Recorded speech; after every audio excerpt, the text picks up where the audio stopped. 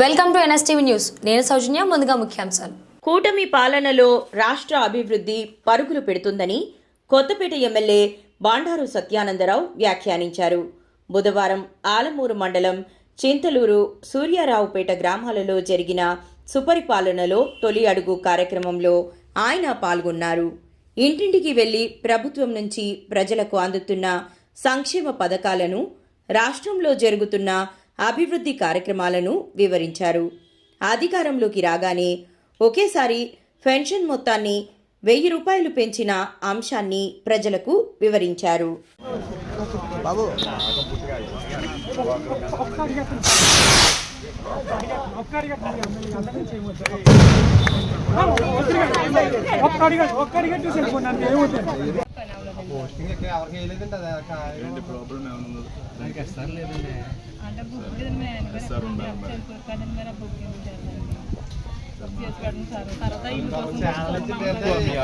ప్రతి ఇంటికి తిరుగుతున్నారు.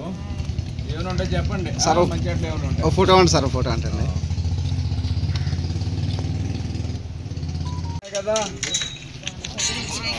అదే బాగా చేస్తున్నారా లేదా అని అదే మంచి మాట చెప్తూ వెళ్తే ఎలా అన్నారు అమ్మా.